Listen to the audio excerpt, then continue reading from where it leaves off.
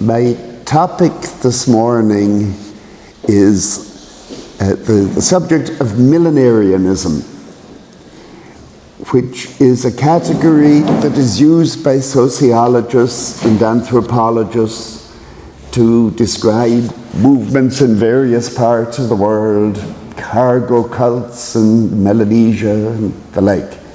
And my question is how that relates to what we have in the apocalyptic literature. And what I will suggest is that it relates in several different ways, but it's not quite simply the same thing. The original meaning of millenarian, wrote Norman Cohn in a famous book, The Pursuit of the Millennium, was narrow and precise. It referred to the belief held by some Christians on the authority of the book of Revelation, chapter 20, that after his second coming, Christ would establish a messianic kingdom on earth and would reign over it for 1,000 years before the Last Judgment.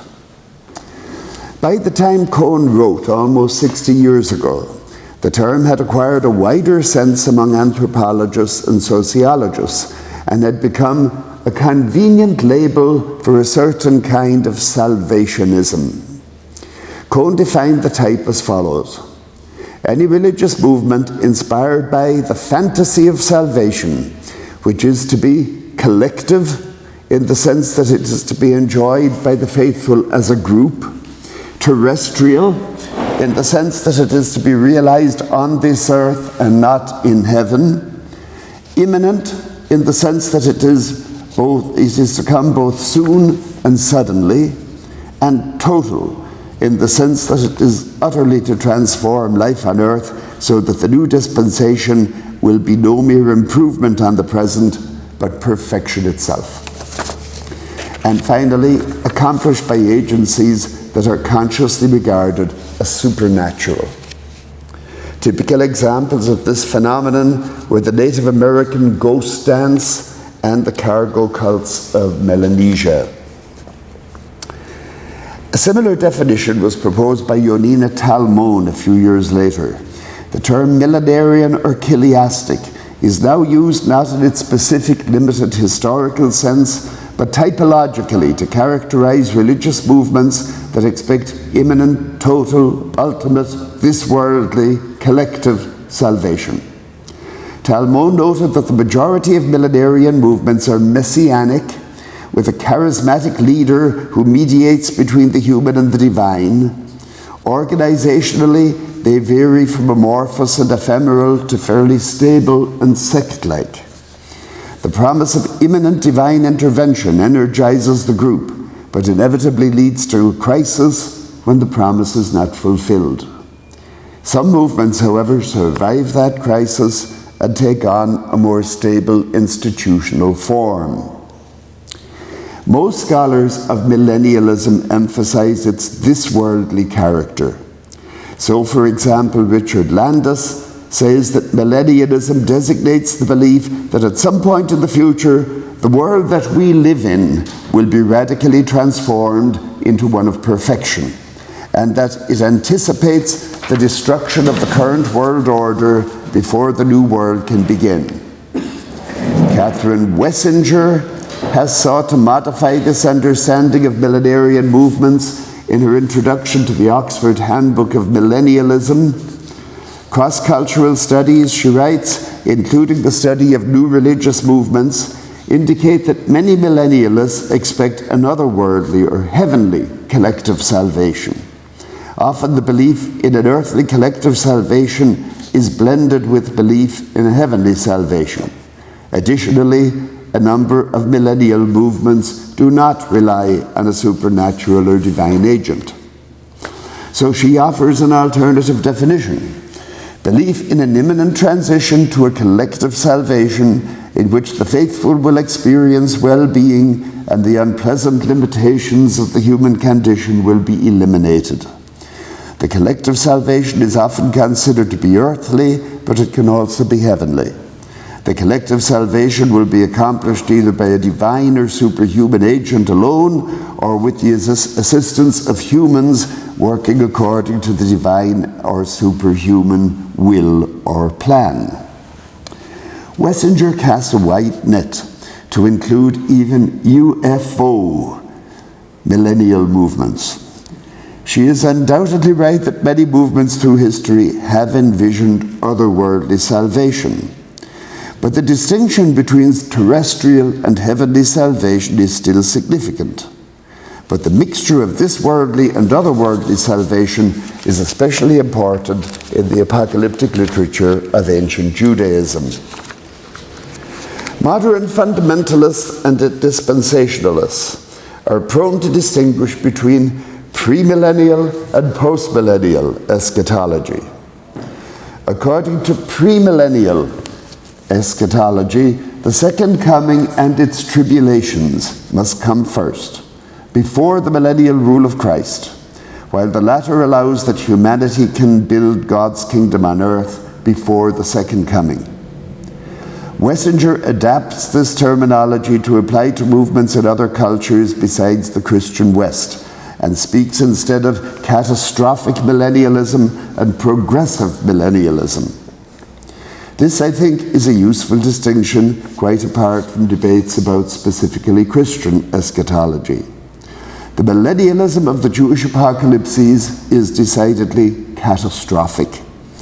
She further distinguishes avertive or conditional apocalypticism, which involves the belief that humanity can avert disaster by taking appropriate measures.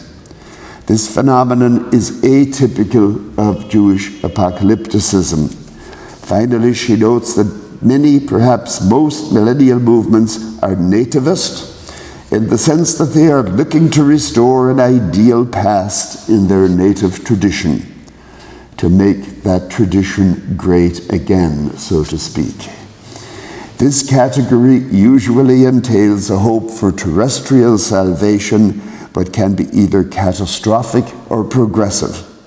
Not all nativist movements, ancient or otherwise, are necessarily millenarian. Also influential in the study of the relevant Jewish material is Brian Wilson's typology of the ways in which movements respond to the world. Wilson identified 8 basic approaches to the quest for salvation. The dominant one was simply acceptance of the world as people found it. The other 7 involved rejection of prevailing cultural values, goals, and norms. He identified these as conversionist, revolutionist, introversionist, manipulationist, thaumaturgical, reformist, and utopian. Of these, the revolutionist response is especially akin to catastrophic millenarianism. It declares that only the destruction of the world, of the natural, but more specifically of the social order, will suffice. This process of destruction may be divinely wrought. The introversionist and utopian categories have also been sometimes found relevant to the study of apocalypticism. The strength of Wilson's typology is that it offers a spectrum of attitudes, some of which overlap with those associated with millennialism. So, with all of that in mind as the general theory, turning to the Jewish material, the oldest form of millenarianism, of which much is known, wrote Norman Cohen, is the messianic hope of the Jews. He cited Daniel chapter 7 as a millenarian manifesto, which foretells how Israel will overthrow the Greek Empire and thereafter dominate the whole world for all eternity. The Syriac apocalypse of Baruch tells how the Messiah will shortly break the power of Rome, exterminate all nations that have ruled over Israel, and establish a kingdom which will last to the end of the world. He even claimed that the party of the Zealots, who precipitated the revolts against Rome, was a truly millenarian movement convinced of the imminent coming of a supernatural Messiah. Now, Cohen was not a biblical scholar, and his characterization of the ancient material was not always precise. The book of Daniel does not speak of a Messiah, and so is not strictly a witness to messianic hope. Nevertheless, he intuitively grasped an affinity between the phenomenon of millenarianism and the Jewish apocalypses and the Christian book of Revelation, from which the idea of a millennium is derived. When we look more closely at the ancient literature, however, what we find is not simple correspondence to the anthropological or sociological model, but a spectrum of ways in which the millennium might be viewed. Any sociological analysis of ancient literary texts, such as apocalypses, encounters the obvious problem that these texts are literary constructs, not historical descriptions. In most cases, the authors are pseudonymous, the book of Revelation being the exception. We must begin then by distinguishing between millenarian scenarios and millenarian movements. We have plenty of millenarian scenarios. By that I mean literary descriptions of a millennium, but very few descriptions of movements devoted to pursuing that millennium. But even within millenarian scenarios, there are distinctions to be made. Cohn is arguably correct in associating the oldest well-documented forms of millenarianism with messianic hope. Such hope is found already in the Hebrew Bible, especially in oracles composed after the Babylonian exile. Think, for example, of Isaiah chapter 11, where a shoot from the stump of Jesse will bring about a transformation of nature so that the wolf will lie down with the lamb. Whether it is helpful to call such prophecies millenarian is another question. They do not usually imply a movement of any sort. Sometimes they are wistful hopes, utopian rather than revolutionist in Brian Wilson's categories. They do not always bespeak imminent expectation. Jeremiah 33 affirms the hope for a branch of David, but he will come on that day and at that time, in God's good time. Usually these oracles imply that God will raise up a king, but his advent is not necessarily miraculous. These messianic oracles resemble millenarianism insofar as they expect a permanent change in terrestrial conditions brought about by the power of God, but they often lack the urgency and enthusiasm we associate with millenarian movements. More typically, scholars associate millenarianism with the apocalyptic literature. Philip Esler has taken up Cohn's characterization of Daniel 7 as a millenarian manifesto. The context of Daniel's vision is well known. Like many millenarian movements, it arises from a situation of deprivation. In this case, the deprivation was cultural and religious due to the suppression of the traditional law and cult in Jerusalem by Antiochus Epiphanes. As Esler notes, deprivation of this sort does not always lead to millenarianism and did not in fact evoke the same response from all the people of Judea. The Maccabees, for example, responded quite differently. Esler offers a rather simplified interpretation of the vision. The relief offered to those affected by the persecution is that sovereignty and power will be transferred from Antiochus to the holy ones. This is a project for the future, since the Seleucid king is still alive at the time of the vision. Judged by this vision alone, the prospect envisioned may be the establishment of a Jewish kingdom in Israel to replace that of the Seleucids, although plainly some sort of heavenly intervention is foreshadowed, which will lead to their destruction. Esler's interpretation is flawed by his assumption that the holy ones and the one like a son of man who comes on the clouds are simply the Jewish people.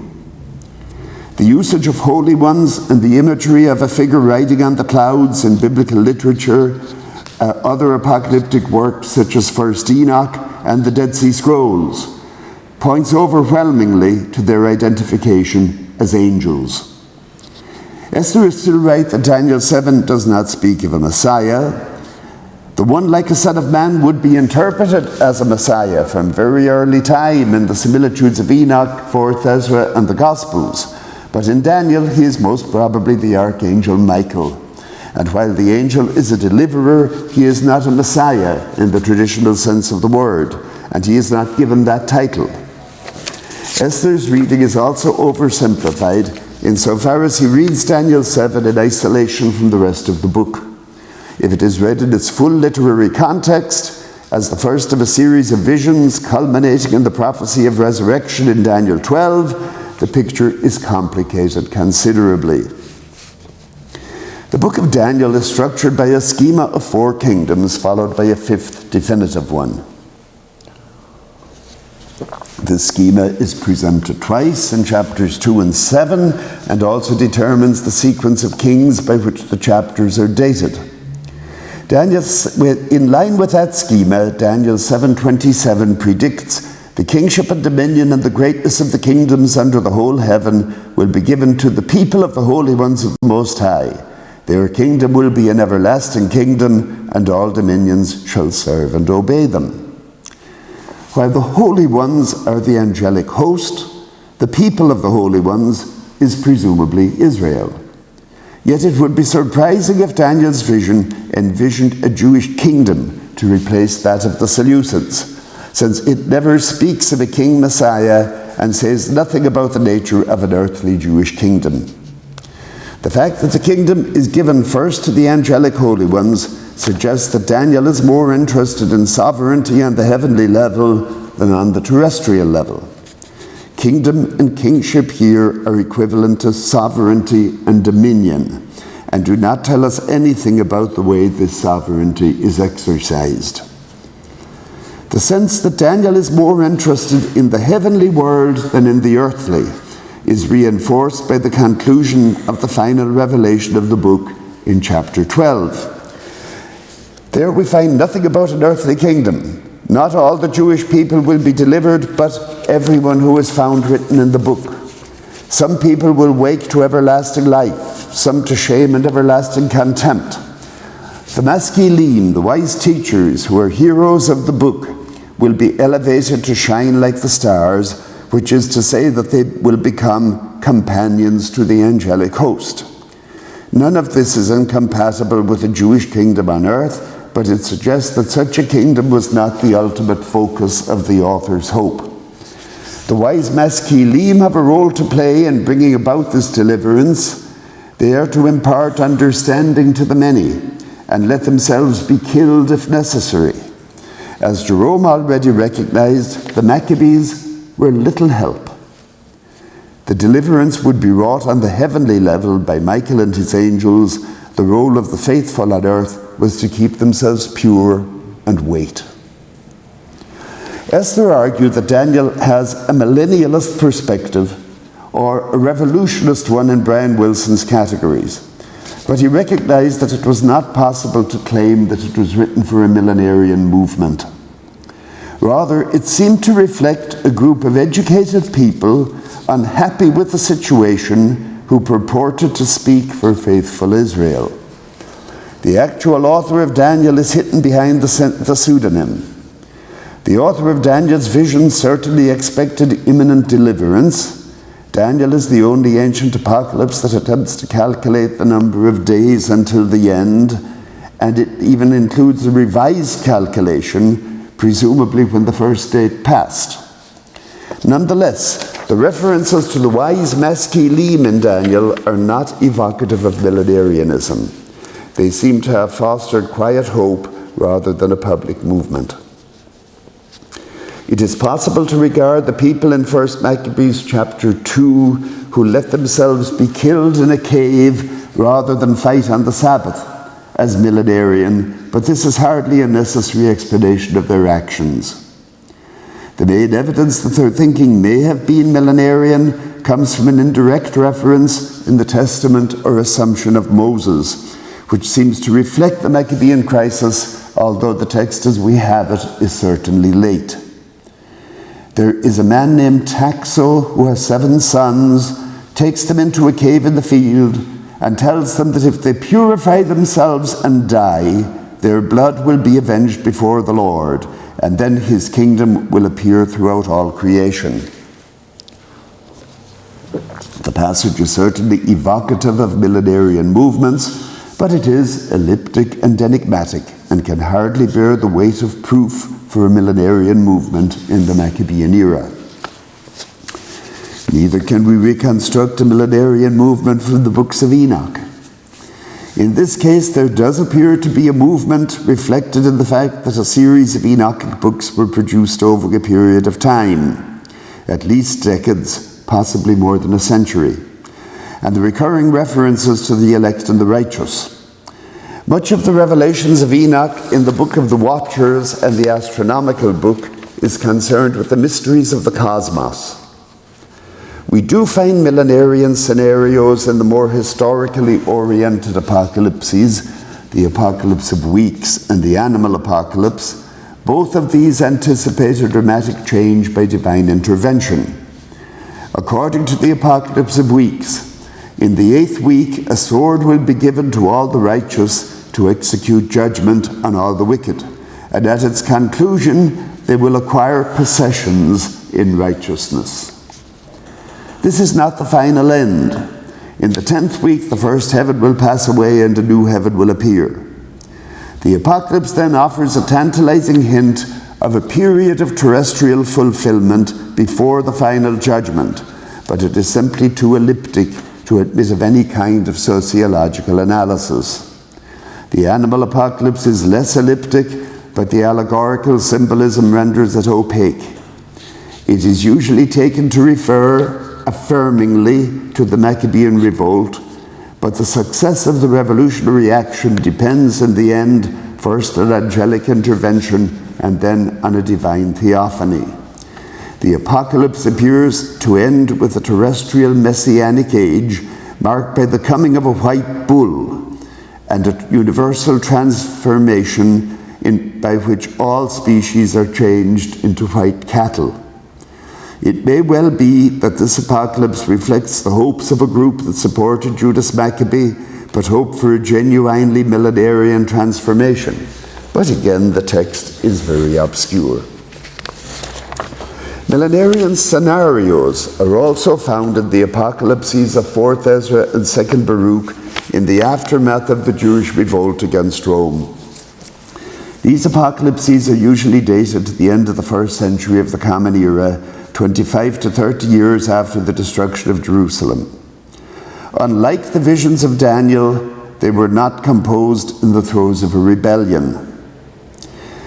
They are rather reflections after the fact, pondering the injustice of history and looking for consolation. 4th Ezra is especially moving in this regard.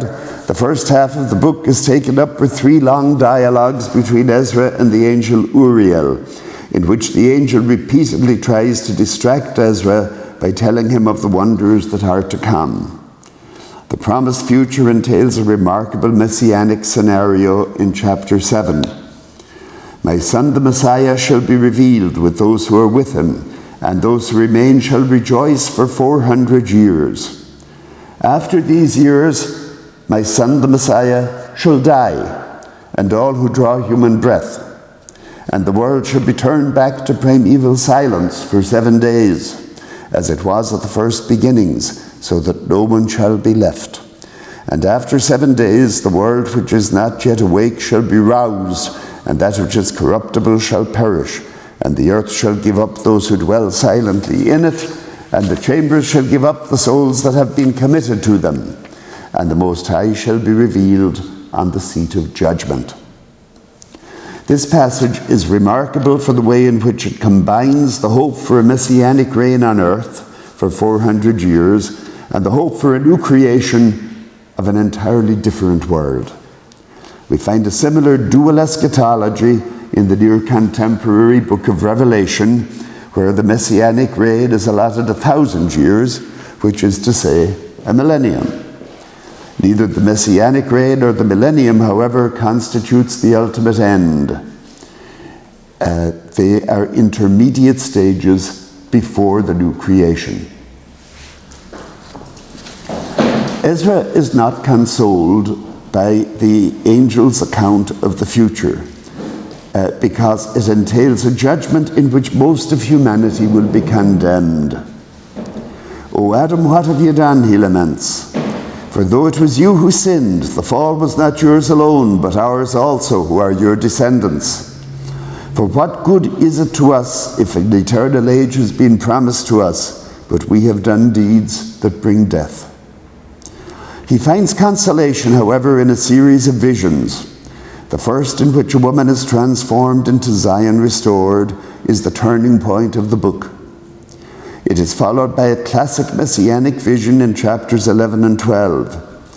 The Messiah, portrayed as a lion, confronts the eagle representing Rome. The eagle, Ezra is told, is the fourth kingdom which appeared in a vision to your brother Daniel, but it was not explained to him as I now explain it to you. The lion is the Messiah who will rise from the posterity of David and is being kept for the end of days, and who will execute judgment on Rome. This vision is complemented by another one in 4th Ezra 13 that recasts Daniel's one like a son of man as a man who comes up out of the sea and flies with the clouds. Despite his heavenly arrival, this figure too is portrayed in traditional messianic imagery.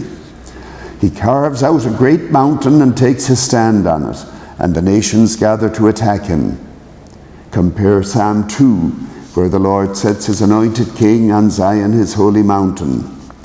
4th Ezra continues, "He sent forth from his mouth as it were a stream of fire, evoking the shoot from the stump of Jesse in Isaiah 11, who will slay the wicked with the breath of his lips. After this he gathers another multitude to himself that is peaceful.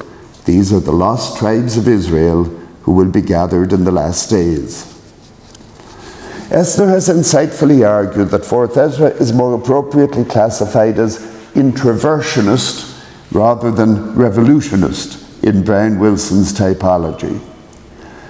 The defeat by Rome and the destruction of the temple had presented the people of Judea with a severe case of cognitive dissonance, a gap between what was supposed to be and what was actually the case. The primary social function of 4th Ezra, writes Esther, was to provide a means of managing or eliminating this dissonance. It communicated to its original readers a resolution of this tension and a basis for Israel's continued existence. Although the work looks to a future deliverance that might reasonably be described as millenarian, the deliverance is not imminent. According to 4th Ezra 14, the age is divided into 12 parts, and 9 of its parts have already passed, as well as half of the 10th part. So 2 of its parts remain, besides half the 10th part. Esther calculates that the age is expected to continue for some 1,315 years after the death of Ezra. In the meantime, he argues, it is the keeping of the law that matters. Here, however, he misses the nuance of 4th Ezra, although his analysis fits well the nearly contemporary apocalypse of 2nd Baruch, which famously concludes that nothing is left to us now save the Mighty One and his law. In the case of 4th Ezra, however, the law is only satisfactory when it is supplemented by apocalyptic visions. In the concluding chapter, Ezra is inspired to restore the law, which had been burnt in the destruction of Jerusalem. Filled with divine inspiration, he speaks for 40 days while 5 men write down what he dictates. But his dictation is not confined to the law of Moses or even to the traditional Hebrew scriptures. During the 40 days, 94 books are written. Then the Most High tells him, "Make public the 24 books that you wrote first, and let the worthy and unworthy read them, but keep the 70 that were written last, in order to give them to the wise among your people. For in them is the spring of understanding, the fountain of wisdom, and the river of knowledge." The 24 public books are those we know as the canonical Hebrew Bible. Josephus, writing close to the same time, gives the number as 22, but most scholars assume that he has the same books, just counted differently. For 4th Ezra, however, it is not the canonical books that contain the fountain of wisdom, but rather the hidden books, of which 4th Ezra itself is presumably an example.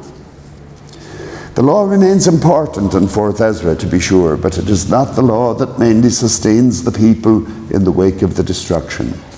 Rather, it is the vision, which is persuasive in ways that doctrinal exposition can never be.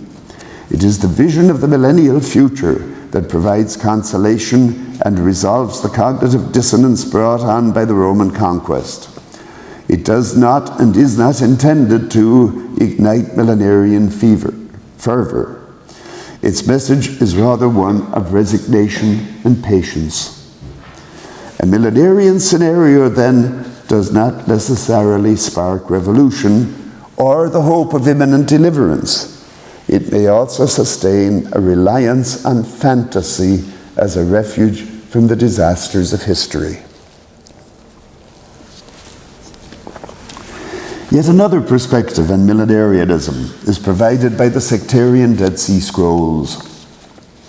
Writing in 1974, Sheldon Eisenberg argued that the sectarian movement described in the scrolls, together with the Jesus movement described in the Gospels, provided a prime example of millenarism or millenarianism in Greco-Roman Palestine. He noted that millenarian activities, which may or may not coalesce into movements, generally occur during times of social upheaval, when a group feels itself to be deprived and oppressed in a specific way.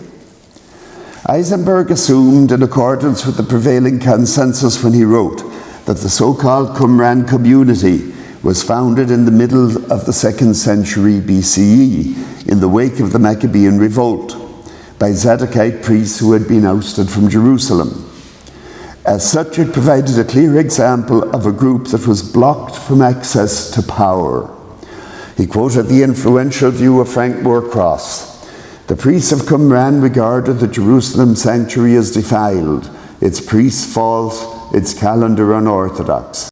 In the end of days, the Essene priesthood would be re-established in the New Jerusalem and the false priesthood overthrown forever. The righteous teacher of Qumran and Jesus were, according to Eisenberg, millenarian prophets. Both of them spoke to and for groups about power and powerlessness. Both proclaimed the inadequacy of the major redemptive media. Both made revelatory proclamations of a new situation. And both proclaimed their revelations in the form of pneumatic exegesis of the Torah. Viewed from this perspective, the so-called Qumran community could plausibly be described as a millenarian movement. I will not attempt here to discuss how well Eisenberg's model fits the case of Jesus. His understanding of the Qumran community and the righteous teacher have been undercut to a great degree by developments in scholarship. Only a fraction of the scrolls had been published when Eisenberg wrote. 45 years on, it is apparent that the movement described in the scrolls was not confined to Qumran and that it did not originate in a dispute over the high priesthood. Rather, it originated in disputes about the exact interpretation of the law, as shown especially by the text called 4QMMT, which was only divulged to the public a decade after Eisenberg's article was published. It is now apparent that the movement involved different forms of community developed over time, as can be seen from the differences between the Damascus document and the community rule. Messianic and more generally apocalyptic expectations developed over time, but they do not seem to have been the driving force in the foundational stage of the movement. It remains true, however, that the sectarian movement was deeply dissatisfied with the operation of the temple and attempted to provide an alternative means of atonement. The growth of millenarian or apocalyptic expectations seems to have been due to two factors. First and most fundamental was the need for vindication. The sectarians were convinced that God in his glorious wisdom must have ordained an end to injustice when he would exterminate their enemies. They did not necessarily expect immediate vindication. Keeping in mind the biblical precedent of the wilderness generation, they supposed there would be about 40 years from the time of the death of their teacher until the end of all who had turned back with a rival teacher known as the man of the lie. There are indications in the Pesher Habakkuk that this period had expired and that the final period was being prolonged. It does not seem, however, that the delay caused any great crisis. The movement lasted for more than a century, perhaps for a century and a half. The members, at least the members of the Yachad, believed that they were living already with the angels, and this presumably relieved somewhat the urgency of future deliverance. Rival teachers and those who rejected the sectarian interpretations were not the only enemies whose extermination was desired. Rome cast a long shadow in the centuries around the turn of the era.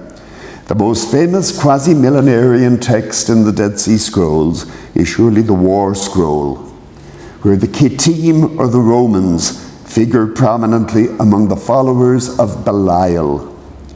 We do not have sufficient information to trace the growth of anti-Roman sentiment in the scrolls. The opening column of the War Scroll speaks of the Kittim of Ashur and the Kittim in Egypt, which suggests that the original enemies may have been the Seleucids rather than the Romans. It seems clear enough, however, that Roman rule was unacceptable to the sectarians, as it was increasingly for all Judeans in the first century of the Common Era.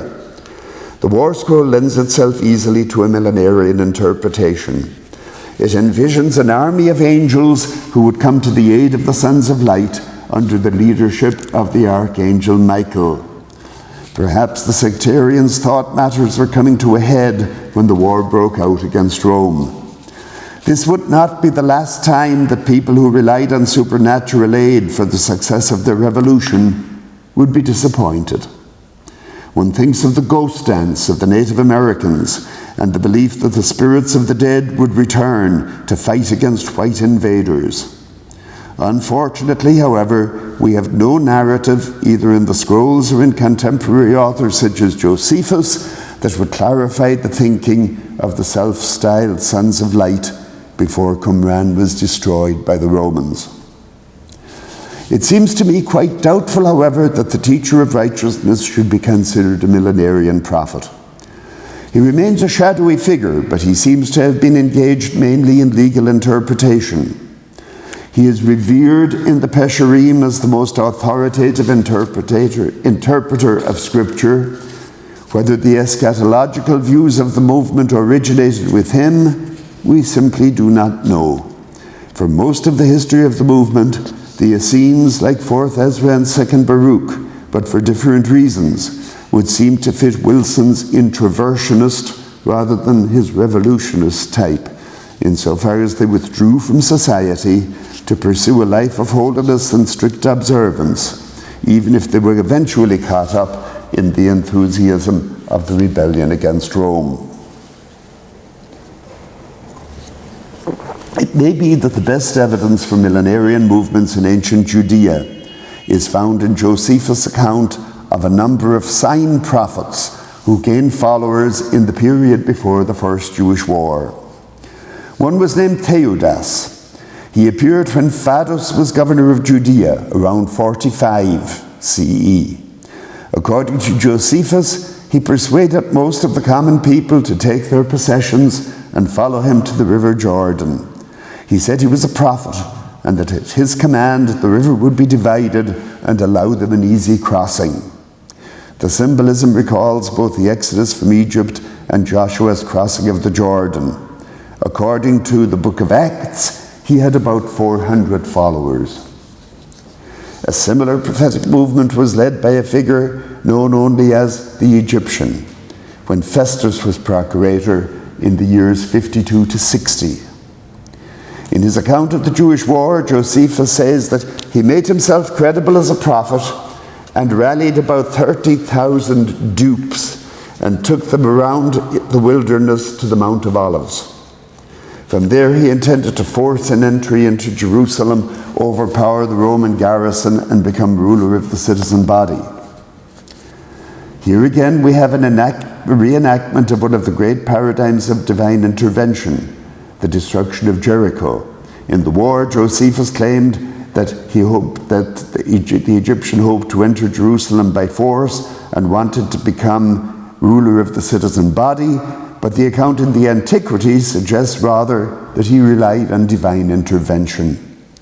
If the Egyptian expected the walls of Jerusalem to fall down, his expectations can hardly be reduced to political ambition. Unfortunately, whatever his expectations were, they were not realized. The Egyptian himself escaped, but most of his followers were killed by Roman troops. It is unfortunate that we know of these figures through the writings of Josephus, and which are decidedly unsympathetic. They would seem to be more plausible candidates for being considered millenarian prophets than any of the revolutionary leaders of the Jewish revolt, despite the view of Norman Cohn, who saw the Zealots as millenarians.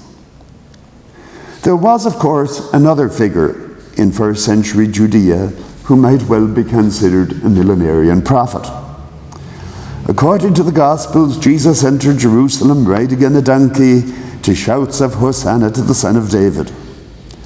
For the biblically illiterate, Matthew supplies the quotation from Zechariah chapter 9, verse 9, even providing Jesus with two animals rather than one, missing the Hebraic parallelism. It is certainly tempting to understand this incident in light of the sign prophets in Josephus. If indeed Jesus entered Jerusalem as a millenarian prophet, then the subsequent history of his followers provides yet another variation on the modalities of millenarianism. Even without taking Jesus into account, it is clear that ideas of ultimate collective salvation played out in many different ways in ancient Judaism. The apocalypses are literary products. They are not broadsheets from revolutionary movements. They fostered hope, sometimes of imminent deliverance, as in Daniel, and sometimes called for patient waiting. Millenarian hopes seem to be a secondary development in the sectarian movement known to us from the Dead Sea Scrolls. The movements described by Josephus may show the greatest similarity to later millenarian movements, but they were ephemeral and unfortunately left us no record of their own. But even if we are uncertain as to how the apocalypses and eschatological writings related to social reality in their day, their importance for later history was enormous. The Hebrew prophets, and more especially the apocalyptic writers, introduced to the world the belief that radical change is possible. They may not have left us with a blueprint as to how it may be brought about, but the idea itself is potent.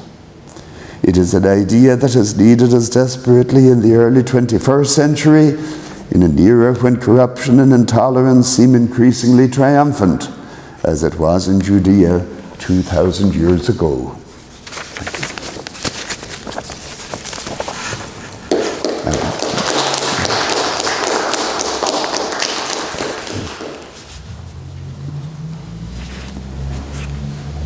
Any questions?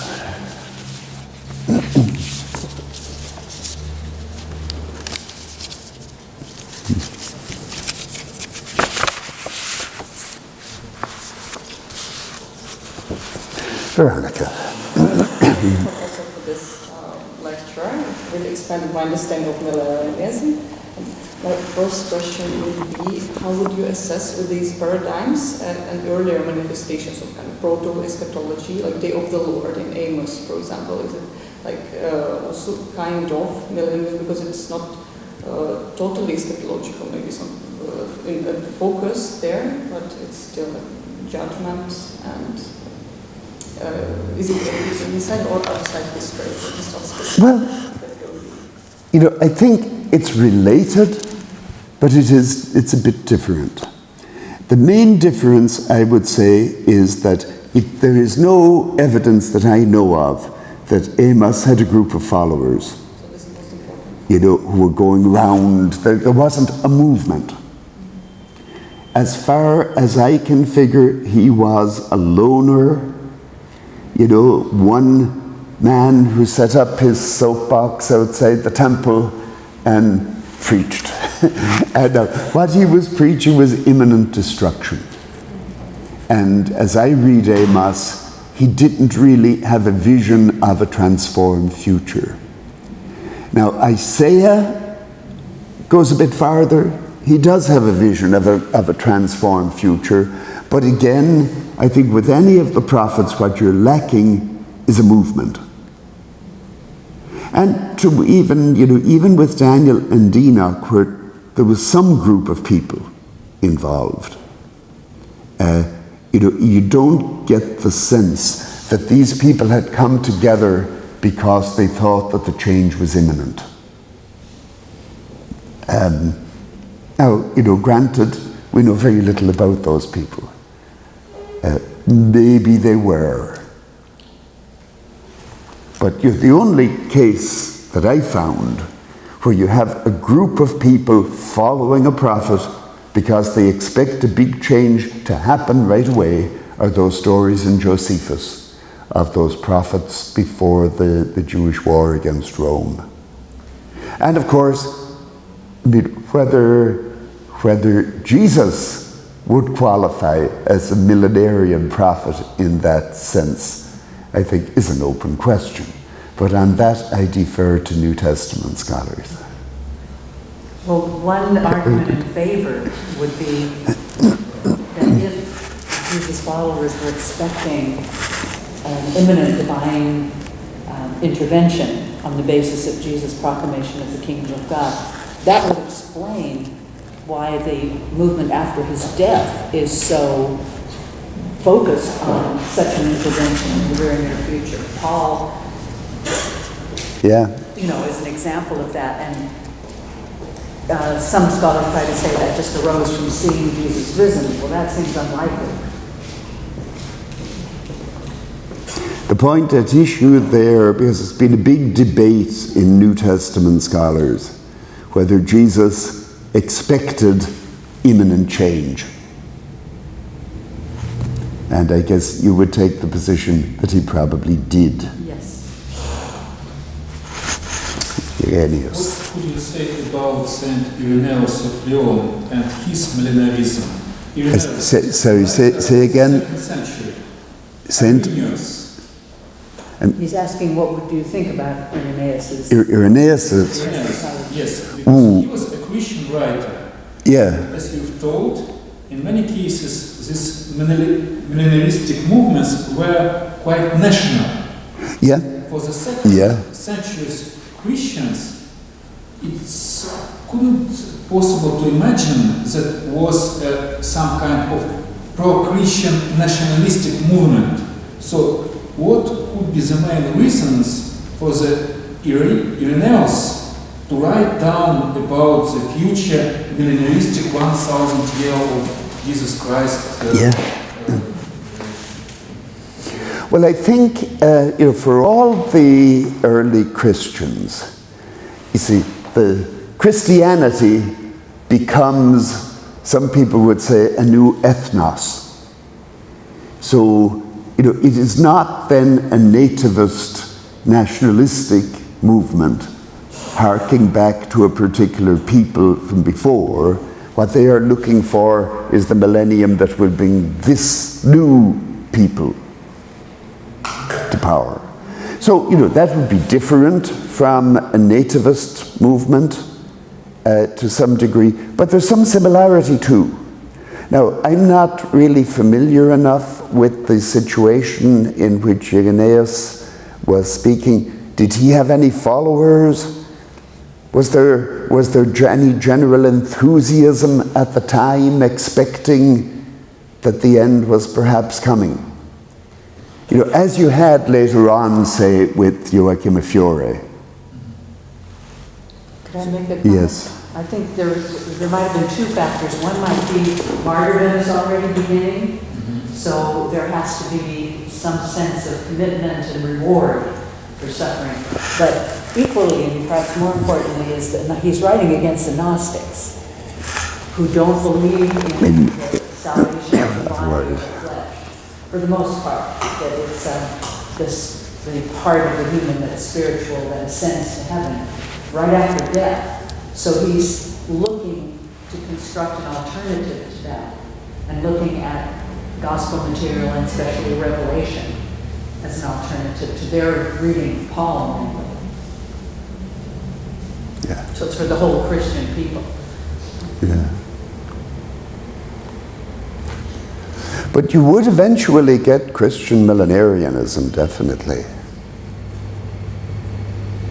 You know, at the time of the Reformation, there were several movements.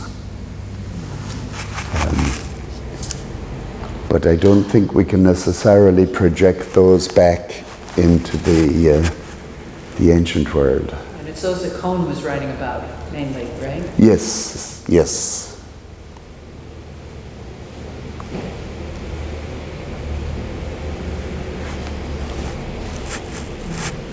Second question concerns Revelation chapter 20. In the light of the text that you have discussed in your paper, those traditions about this earthly kingdom of Messiah, would we say that Revelation is rooted into these things, Revelation 20, and does it kind of contradict later interpretations of chapter 20 that this millennia is to be understood within the recapitulation theory, like we have the 7 seals from the 7 bowls depicting the same chronological period, and then maybe we can add chapter 20 also to this kind of early existence of the church. Then maybe you can relate this chapter to the earlier tradition, then say no, it should be understood kind of in a more literal way, although the author doesn't make an emphasis on this theory. He's more interested in the heavenly, this kind of transformation. So what is your position on this discussion? I think Revelation chapter 20 is essentially similar to what you have in 4th Ezra, in the reign of the Messiah, and that it's a way of combining two traditions, where on the one hand you have the hope for the restoration of Israel, but then, in effect, salvation on earth. In long life, everybody under his own vine and fig tree. And on the other hand, the idea of a new creation, which was much more typical of the apocalyptic literature. And I think both Revelation and 4th Ezra want to affirm both. And their way of doing that is have the earthly fulfillment first, and then a new creation at the end of it. So, I would therefore not agree with those who want to see this as referring to either the life of the church or of some kind of spiritual transformation. I think that was meant quite seriously as earthly, even economic transformation. Could I add one Yeah, small please. thing? Yeah. Also, John singles out those who have been beheaded for loyalty to the name, the Word of God and the teaching of Jesus. So it's a reward for the martyrs before the general resurrection in the end. Yeah. Your vindication is in the first place there. Yes. Because it gives them something special, something extra.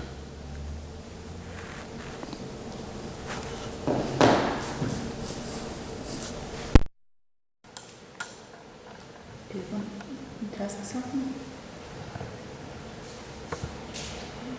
I have a small question. I don't think I completely understand. When you are talking about something being classified as a movement, especially, and not just a scenario, is it only like scenarios that lead people to go into like conflicts that could be interpreted as a group becoming a movement?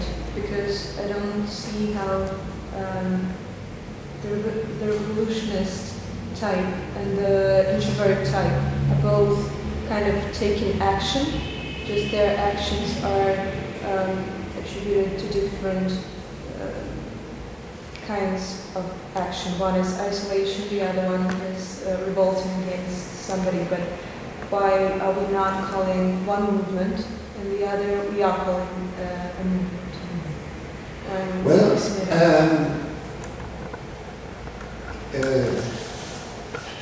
Let's see.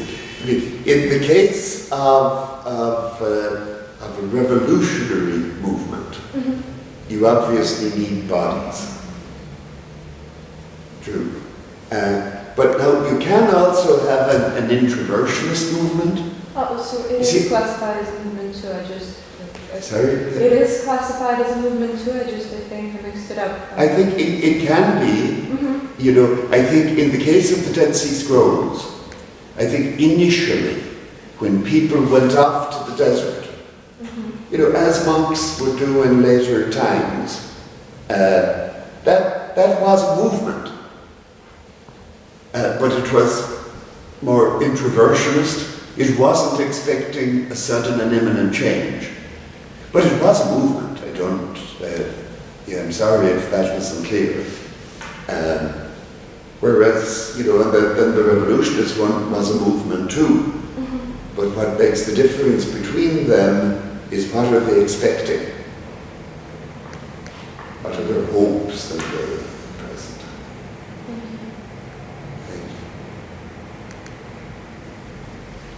That's pretty Yes. I have also a short question. You have said a lot about the term millenarian,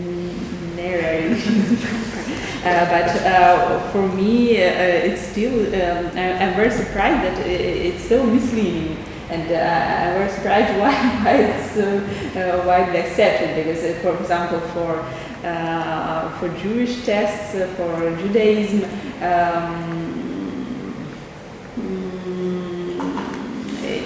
it's not connected anyhow with 1,000 years kingdom, and it's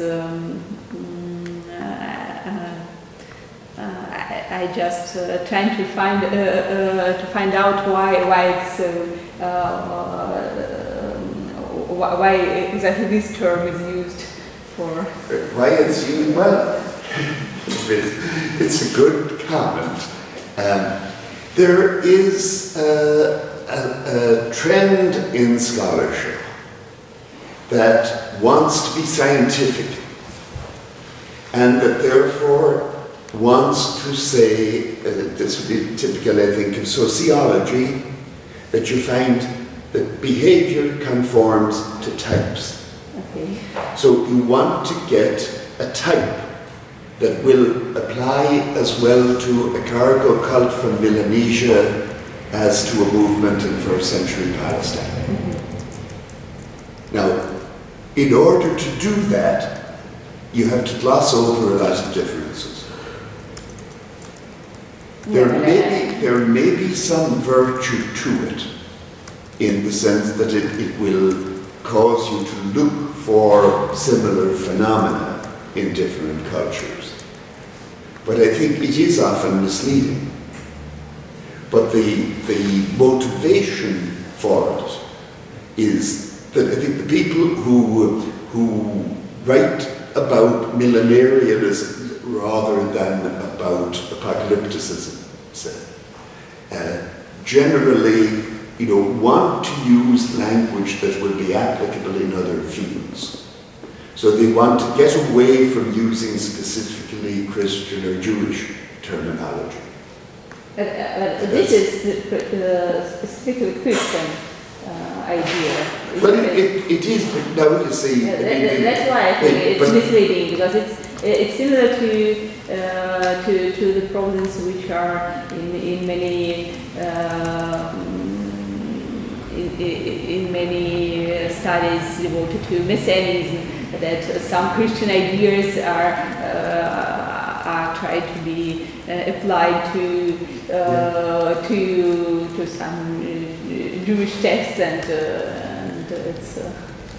Yeah, but you know, there is an underlying issue there, that for people who use that kind of language and approach, they, I would say, want to deny that Christianity is fundamentally different from any other religion. So they want to say that human nature is human nature, and that you will get the same phenomena more or less anywhere. Okay. Now, people obviously who want to believe that Christianity or Judaism or whatever, know that an individual movement or tradition is qualitatively different, will not be happy then with that kind of language. But that's the issue, I think. Can I comment on this? Yes. Yeah, something that it seems that such people are inspired by biblical terms, in this case a Christian term from Revelation. You know, it sparks the imagination, and they use it for other traditions. And you get something similar with Carl Jung. I once thought of, you know, writing a study on how the book of Revelation fits Jungian classic symbols as discussed by Erich Neumann. Yeah. And then I discovered that that was their source. So I was creating a circle, you know. So that's analogous, I think, to the use of millenarian. The beast and the women in Revelation were such powerful symbols that Jung took them to understand the human psyche in general. Yeah. I thought that maybe probably also the reason to use this term was a belief that behind this apocalyptic texts there were some sort of millenarian movements, and that this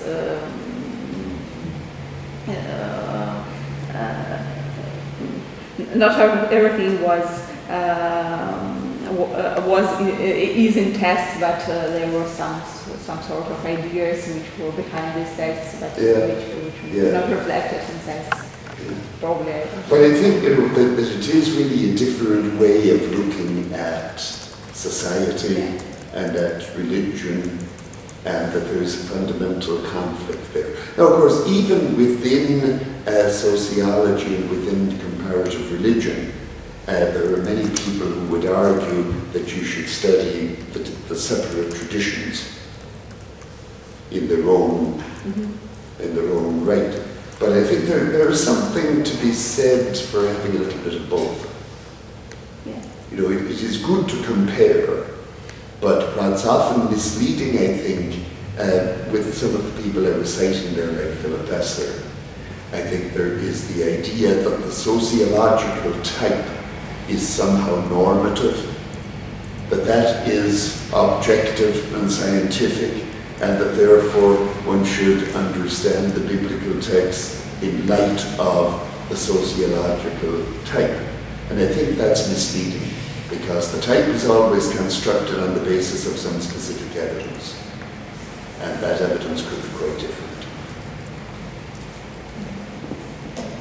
And another question connected with this is, maybe it's too general, but I was thinking about if you say that behind many of these apocalyptic texts there were no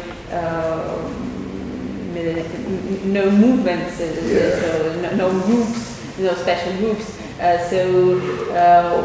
What can we say in this context about purposes of